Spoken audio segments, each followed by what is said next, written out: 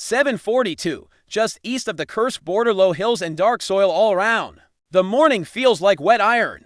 Fog hangs like tattered curtains over the battered fields, cut by drainage ditches and hedgerows. There's a Challenger 2 with a cartoon stenciled on the ice. White cursive letters creep along a tractor lane not built for 60-plus tons of British stubbornness. Inside the turret, thermal screens glow like aquarium glass, while radios tick and sigh. Somewhere in the mist, Russian spotters are chatting with drones. Say it's a loaded dice. 7:45. Call sign baby. Vehicle, Challenger 2. Commander Alexander is in command, eyes darting between wide and tight like a pro cameraman who knows how it ends. Stanislav, the loader, has forearms like steel and that half smile of someone who thrives on chaos. Andrei, the gunner, is steady like a metronome. Sirhai, the driver, keeps the engine revved and ready. They've packed the tank with every bit of war they can fit. Dorchester composite brickwork is bolted down tight. Additional skirts. Slat on the tail, bar armor like a rib cage. Inside, there's room to breathe. A 2-room apartment after the T7 to T80 broom closet. Alexander jokes when the net is quiet. Ammunition sits locked behind armored doors. Charges entombed away from bodies. The vibe is simple. This tank is built to keep the crew alive, even if the day goes sideways. 07 for 8. The L30A1 rifled 120mm sleeps in the cradle. An old-school fist wrapped in modern software. Abst's darts sit nose-to-tail in the bustle. HSH rounds waiting. Rude letters, right? Just like the ones you send to buildings. The fire control system hums close to Andrei's ear. The commander's locked in for some serious hunter-killer action. Stanislav taps a projectile with his knuckles, a little ritual of his. First shot's all manual, he says. After that, the tank does half the work for me. I just keep the belt moving. Alexander from philosophy chimes in. Accuracy is key, he says over the intercom. We don't spray and pray, we place, and then at 7:49, contact is made. Buzzing at 1 o'clock high, a silhouette appears in the haze. It's like hunting with the patience of a tax audit. Siri keeps the hull weaving, smooth and steady, making range tables weep.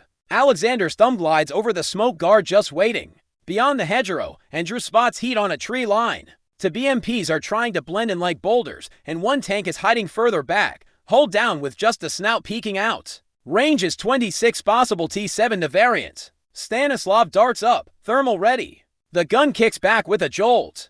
The long rod slips into a crack like water finding its way. The heat blooms into a bright flash, forgetting it's supposed to be contained. Catastrophic, Andrei says, his voice as flat as pavement. BMP left, 31 seen. Send, the heat rips through, turning space into chaos. Dismounts spill out like loose change. A second BMP tries to back up behind a haystack, thinking straw can stop the math of destruction. At 0755, the field replies. Mortars start landing, marking the lane with a punctuation you can't fix with a red pen. Smoke fills the air as Alexander kicks up dust with the first shells. The driver takes a sharp left, then reverses down a slope. 6 grenades explode, sending up gray curtains that smell like burnt magnesium. Bad news hits Sir Spots, his ride tucked behind a mound. The stabilizer struggles to keep everything steady as chaos unfolds. A warning crackles over the Brigade-Then ATGM likely. QFPV in 5. They spot a British tourist, and once the Russians see a challenge, they can't help but form opinions. We draw fire like a magnet. Attracts shrapnel. Greater than Alexander likes to tell rookies. The net gets hot. Reports of a Kornet team in the yellow farmhouse and a loitering munition launch from the orchard. Different killers. Same thesis. Stop the heavy thing. Gunner, skim left a farmhouse. Loader, dart ready. Driver, keep the suspension angry. The Challenger sways and hunkers like a bull about to decide on a fence. The Lancet tips into a shallow dive, its little wings shivering in the magnified sight picture. Andrei slew the Cokes, walking. Bursts light up the approach. Tracers zip through the air. The drone jerks, misses its first shot, and resets for the engine deck. AW online, Alexander asks over the command loop. A voice from the rear pit replies, the brigade's electronic warfare cart buzzing with heat and solder. Breathe window, a glitch of static flickers on the screen. The Lancet's control link stutters, but the drone pushes through. It's eager. A contrail from the hedgerow catches Andrei's eye. That glass thread signals not now, not ever. Greater than missile bearing 320. Smoke right, hard left. Greater than Alexander's voice cuts through like a door hinge. The driver yanks the wheel and everything turns to fog.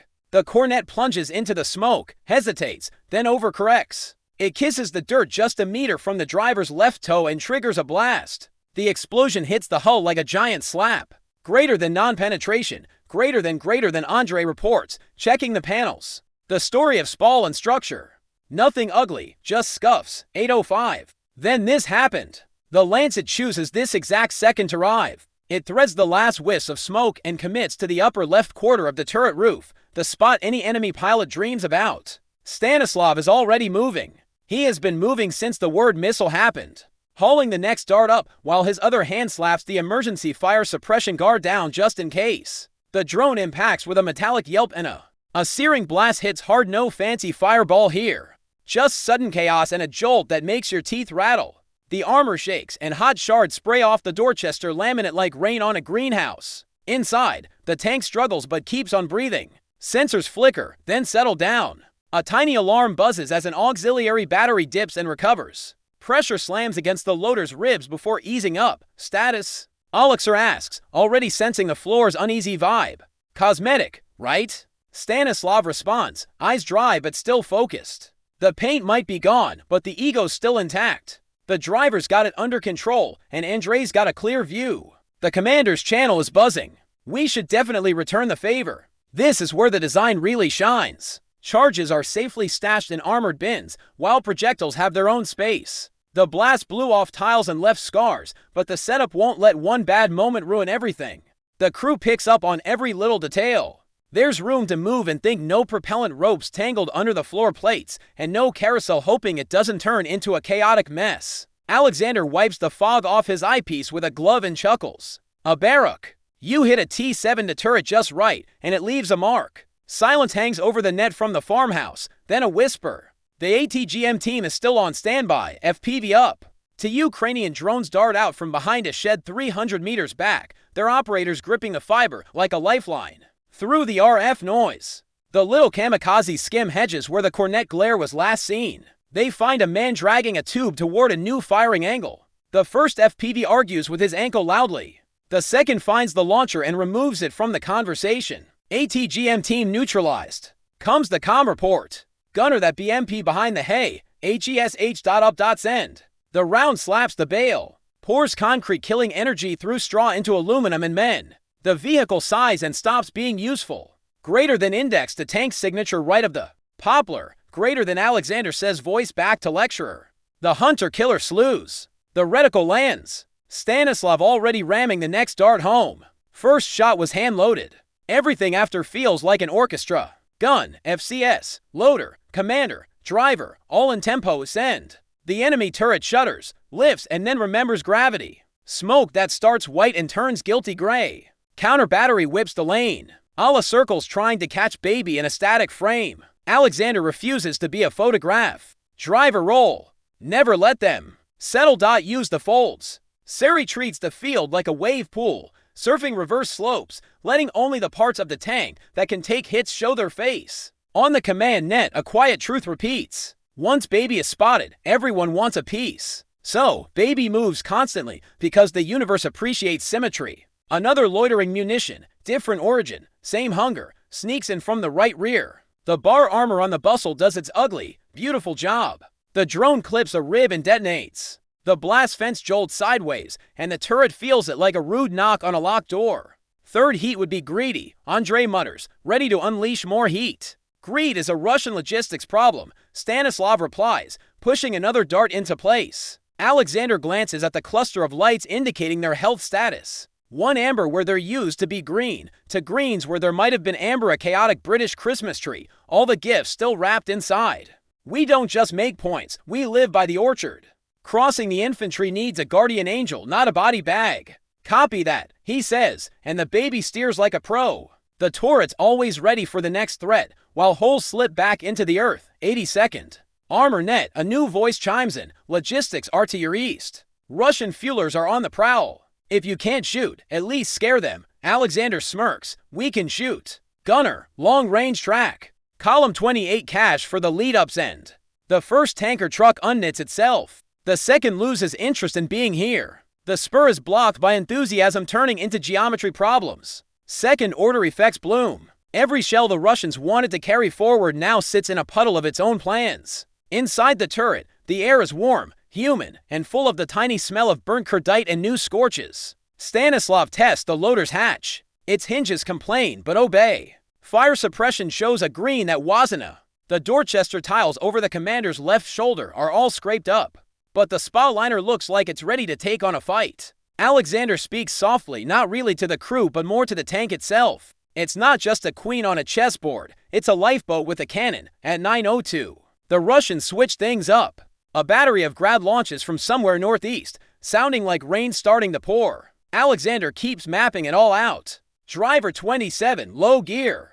Gunner, keep an eye on the left ditch. Loader, keep the mail coming. Stanislav can't help but grin. The Postal Service never sleeps, right? Sergei mutters his driver's routine. Coolant's good, gearbox is humming, track tension's just right. The baby's CV-12 smells like warm oil and loyalty. But there's a new squeak at the left idler that wasn't there before. The crew picks it up. Better jot that down in the logbook. Moving. Later, when someone sticks a mic under Alexander's chin, he'll say it plain. British armor and the way the inside is laid out. That's why we're talking. Once they spot baby, they throw the world at us. The trick is never to be where their math says we are. And Stanislav will shrug. My first shot, I earn it. After that, the systems do their clever things and I just cycle targets. It's simple if you keep your head. But right now, there's no interviewer. There's only the lane, the hedges, an angry sky, and a tank that won't become a funeral story. A new ATGM team is trying a cross angle through a culvert, learning from their last attempt. Deeper shade, longer stalk. Alexander spots the telltale glass thread just as Andre calls it out. Driver, right track, brake now. The hull sways, the Kornet's lead goes off, and the missile hits a smoke bank instead of a British turret. A second shot is fired, but then the FPV wing pops out from behind a willow, bringing everything to a hard stop. At the base of the culvert. The learning curve is steeper for some. Western tanks in Ukrainian hands are about saving crews as much as killing armor. A destroyed turret you can replace. A dead crew, that's years of training. And a family's last photograph. Baby wears weight and maintenance like a medal. Yes, she drinks fuel like a choir drinks air. She demands spares like an opera star demands tea. But look at the numbers that matter in the end. Hit again.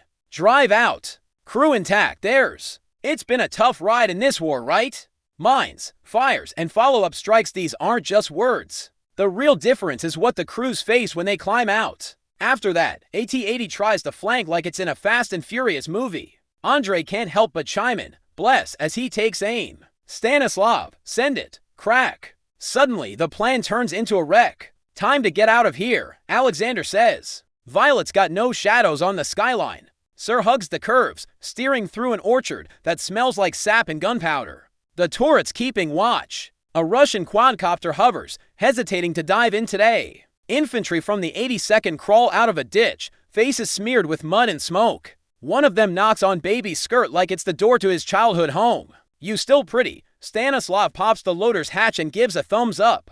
Prettier than you. Laughter cuts through the tension like a snap. Damage. Exterior tiles worn down, skirts frayed, and one storage box questioning its life choices. Mobility's okay. Firepower's hot. The crew? For hearts beating in sync. Alexander jots notes in the log with a pencil worn down by battle. To BMPs, to tanks, to 80mm teams, 3 munitions engaged, 0 penetrations. Egress was clean. He underlines that 0 because some numbers deserve a little celebration. Net begins its post-action chorus. Artillery confirming a fuel supply pause east of the spur. U logging the Lancet links they stepped on. Sappers noting where the BMS held and where they sagged. In the margin of this larger war, a single line shines. Baby took direct hits and brought her people home. Zoom out with the drone that doesn't exist for anyone but us. See how one tank that refuses to die becomes a knot in the enemy's rope. Missile teams burn down. Littering munitions expended into. Armor that shrugs. Fuel trucks panicking into each other. A battery shifting fires to chase a ghost. See how a crew that lives fights tomorrow. See how that tomorrow stacks. It's expensive, this life-saving machine. It's heavy and high maintenance and honest about both. And yet today, X dollars and Russian missiles and drones just bought exactly 0 funerals here. That arithmetic is the only gospel that matters. Alexander keys the private loop. Voice softer. Now, new guys always ask me if I trust the armor. I tell them, I trust the people who built it and I trust us to use it right. We keep moving. We mine the ground. We don't give the enemy straight lines and long looks. The armor buys us mistakes. Our job is to make fewer. Silence, the kind you want. Sir feathers the throttle and lets the CV-12 settle into a low, smug hum. The tank smells like warm brake pads and victory you don't brag about. Up the line, a platoon of Russian armor starts to back off. Radios coughing questions that sound a lot like, "What now?" Behind Baby, tracks furrowed damp soil that will remember this wait for hours. Ahead of Baby, the next fold of ground waits. The fog lifts a little. You can see farther than you could 10 minutes ago. And everything you see is complicated. That's fine. That's the job. Baby rolls. The crew checks and rechecks. The turret ticks and breathes. Somewhere above, a drone circles and decides to look elsewhere. Somewhere ahead, a farmhouse door moves where no wind should be. That's tomorrow's problem, but still stands in the east. The Kursk hedges still whisper, Baby still purr. Bye for now.